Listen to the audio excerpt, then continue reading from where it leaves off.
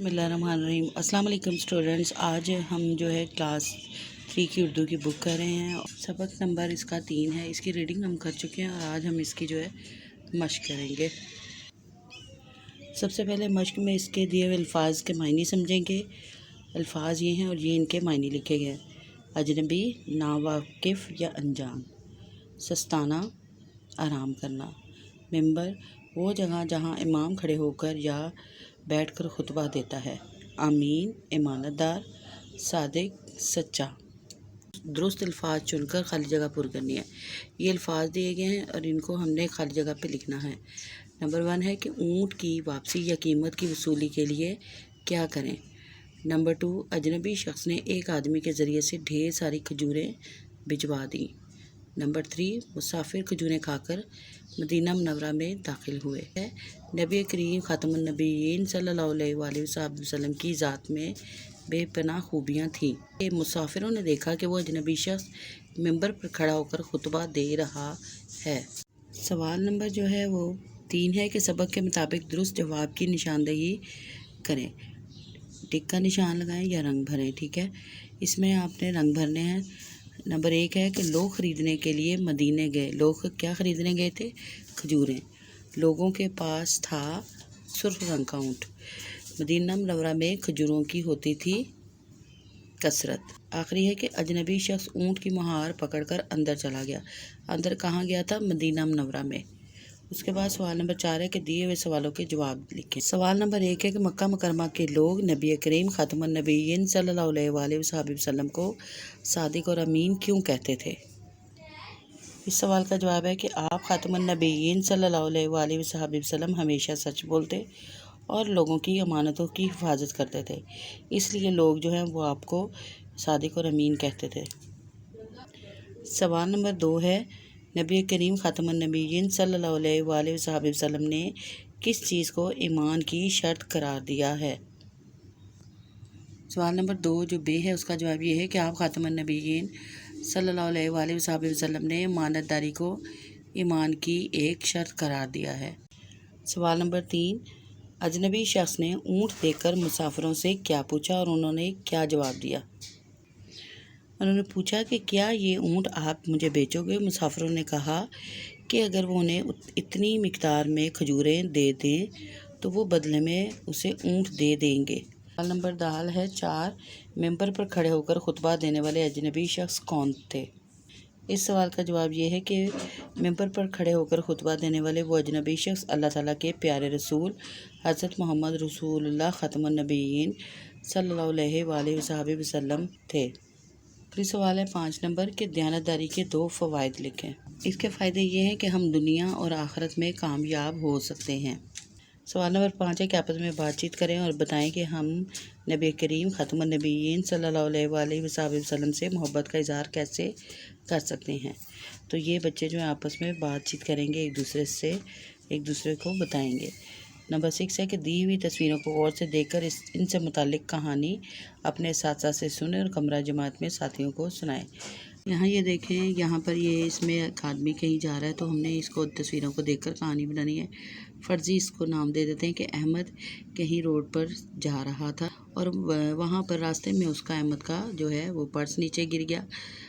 वहाँ उसी सड़क पर जो है वो अली जा रहा था और उसने देखा कि सड़क पर ज़मीन पर जो है वो पर्स गिरा हुआ है। उसने उस पर्स को उठा लिया और फिर उसने जो है अहमद को ढूंढकर उसका ये पर्स वापस कर दिया कि ये ईमानदारी है। सवाल नंबर 7 है, खाली जगह में दुरुस्त हर्फ लगाकर अल्फाज बनाएं और उन पर एराब लगाएं।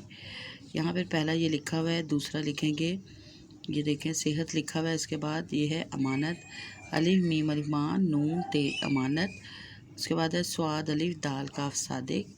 उसके बाद यहाँ है ते काफ मीम ये लाम तकमील, मीम जे मीम वाव ऐन है मजमुआ। इसके बाद आइन जे ते इज़्ज़त। फवाइद सीखें। दर्जल जुमले गौर से पढ़ें। ये कलम किसका है, दरवाजे पर कौन है।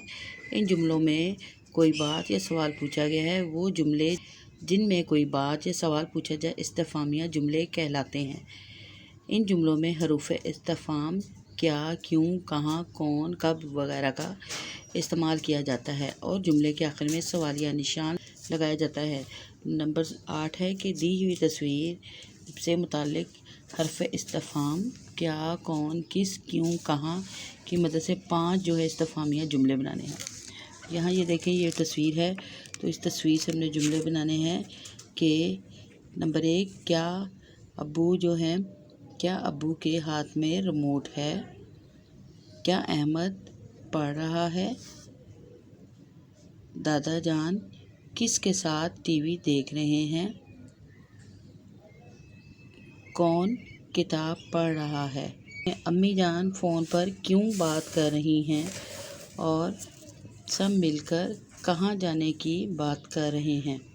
تو یہ سوالیہ یعنی استفہامیہ جملے ہیں۔ سوال نمبر 9 ہے کہ دیے ہوئے جملے پڑھیں اور مثال کے مطابق مذکر اسما کے مؤنث اور مؤنث اسما کے مذکر لکھ کر خالی جگہ پر کرنی ہے۔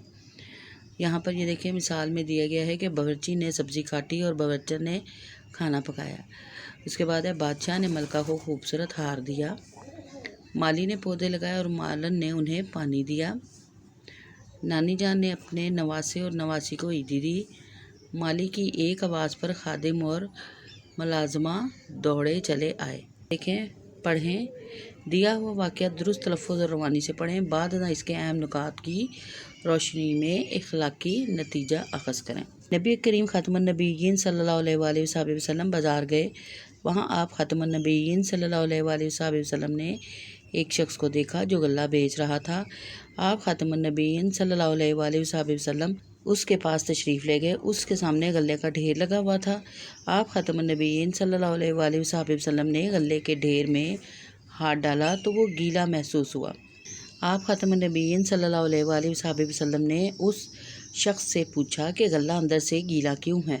اس شخص نے جواب دیا، اے اللہ کے رسول، بارش کی وجہ سے غلہ بھیگ گیا تھا۔ نبی کریم خاتم النبیین صلی اللہ علیہ وآلہ وسلم نے فرمایا کہ تم نے گیلا غلہ نیچے چھپا کر رکھنے کی بجائے باہر نکال کر اوپر کیوں نہ رکھا تاکہ خریدنے والے کو معلوم ہو جائے کہ یہ گیلا ہے؟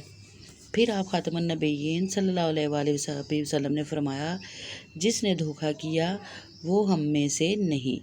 تو اس پیراگراف ہے، اس کو پڑھ کر یہ سبق ملتا ہے کہ ہمیں کسی کے ساتھ دھوکہ نہیں کرنا چاہیے۔ کا نتیجہ بنتا ہے کہ جس نے دھوکہ کیا وہ ہم میں سے نہیں، جو دھوکہ دے گا وہ مسلمان نہیں ہے۔ یہ ہمارا آج کا سبق تھا جو اس کی ہم نے مشق کر لی۔ اب ہم اگلی کہانی کے ساتھ آئیں گے، تب تک کے لیے اپنا خیال رکھیے گا۔ اللہ حافظ۔